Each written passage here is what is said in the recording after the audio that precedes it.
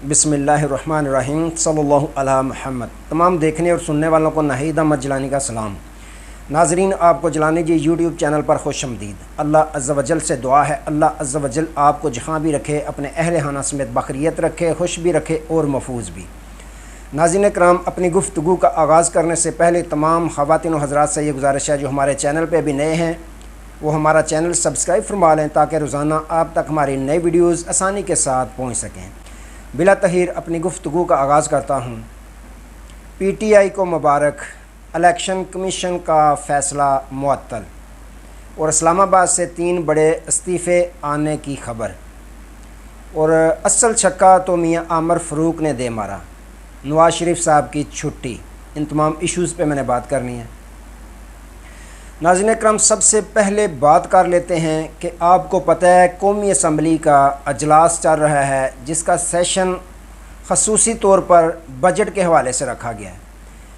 Opposition तो budget पर इतराज़ कर ही रही है, लेकिन जो अतादी जमात है पीपल्स पार्टी, जिनकी वजह से यह हुकूमत कायम है, वो भी एक तरफ इतराज़ कर रहे हैं, दूसरी तरफ अपना जो लेन देन का मामला है वो कर रहे हैं, कुछ दें कुछ लें की पॉलिसी अपनाए हुए हैं जिस तरह इससे कबल वो अपनाए हुए थे।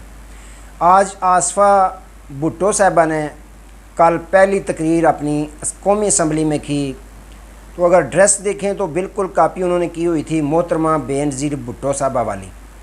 लेकिन जब तकरीर की उन्होंने सवाल रखा कि मेरा सवाल ये है कि ये जो बजट लाया जा रहा है, नया बजट, क्या इसमें गरीब, किसान और मज़दूर की उमंगों का तर्जमान है ये बजट?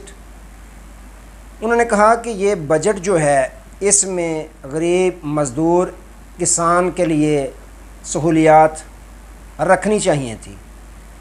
उन्होंने साथ ही कहा कि ये जो बजट है क्या इससे गरीब, किसान, मज़दूर इस से मुस्तफ़ीद होंगे? यानी उन्होंने ये साफ कह दिया कि ये जो बजट है, ये जो नया बजट लाया जा रहा है, इससे गरीब, आवाम, मज़दूर, किसान का कुछ भी इससे फ़ायदा जो है वो नज़र नहीं आ रहा। लिहाजा हमें ऐसा बजट लाना चाहिए जिससे गरीब, मज़दूर, किसान का जो है मुस्तक़बिल बेहतर बन सके। अच्छा, एक तरफ ये मोहतरमा ने तकरीर की, दूसरी जानब उनके जो भाईजान हैं बिलावल भुट्टो ज़रदारी साहब, वो क्या कहते हैं? वो कहते हैं कि आसफ़ मियाँ मोहम्मद शहबाज शरीफ साहब की नीयत पे मुझे कोई शक नहीं, लेकिन ये हमारी बात मानेंगे तो हम इनके बजट के मामले में सपोर्ट करेंगे। यानी कुछ लोगों की पॉलिसी जो पहले उन्होंने माजी में की बिल्कुल वैसे ही कर रहे हैं। एक दौर था जब MQM ब्लैकमेल किया करती थी हुकूमत को, जिसके साथ वो इत्तेहाद करती थी। अब वो पॉलिसी जो है बाकायदा पीपल्स पार्टी ने अपनाई हुई है, यानी इत्थे भी रख उत्थे भी रख। अच्छा, ये तो इत्तेहादी जमात है या अपोजिशन की समझ आती है कि वो इतराज़ कर रहे हैं बजट पर, और करना भी बनता है अपोजिशन का। लेकिन ख़बरें ये हैं, ख़बर बड़ी ये है कि मियाँ मोहम्मद नवाज़ शरीफ साहब और हमज़ा शहबाज शरीफ साहब भी इस बजट से नाखुश हैं।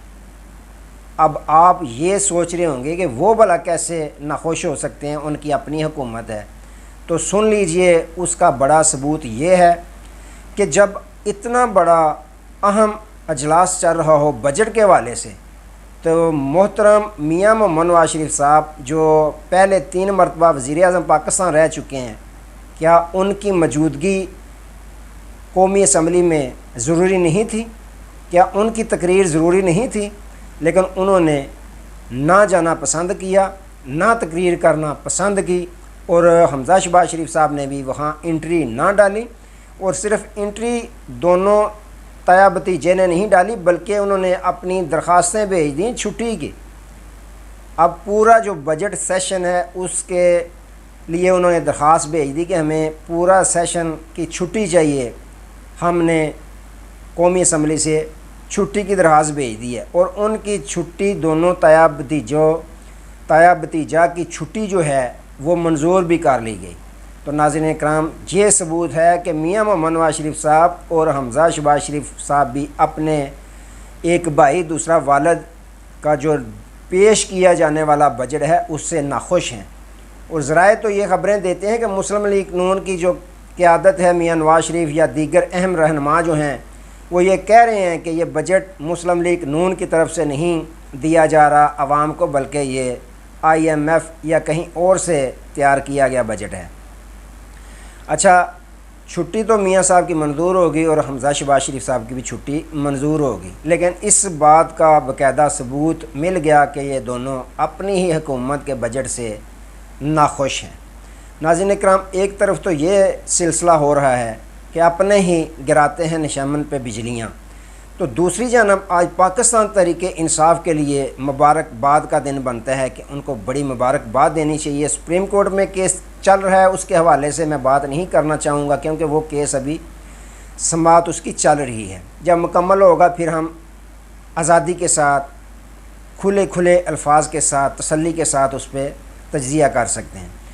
आज करते ये हैं कि आपको पता है कि जो मुस्लिम लीग नून के फार्म 47 के तहत जीतने वाले उम्मीदवार इस्लामाबाद के थे, वो लेकर चले गए application election commission of Pakistan में कि जो ट्रिब्यूनल के सरबराह हैं जस्टिस अपना तारक महमूद जंगीरी साहब, वो अकरबा परवी का सबूत दे रहे हैं, तस्सब कर रहे हैं, तो लिहाजा हमें हुक्म इम्तनाई दिया जाए और नया जो ट्रिब्यूनल है वो तश्कील दिया जाए, वो बनाया जाए।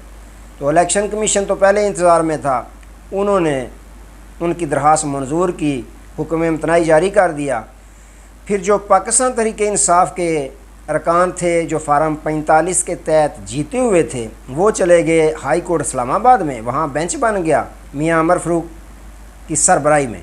उन्होंने समाअत की, इलेक्शन कमीशन ये मांगता रहा, दरख्वास्त करता रहा कि हुक्म इम्तनाई जारी किया जाए, लेकिन उन्होंने कहा कि नहीं, मेरे जज पे बहुत बड़ा इल्ज़ाम लगा है, हुक्म इम्तनाई जारी नहीं करूँगा, बल्कि अगली समाअत के लिए उन्होंने तलब कर लिया, नोटिस जारी कर दिया और यहाँ तक कि ज़ाती हैसियत में अंजम अकील साहब को तलब किया।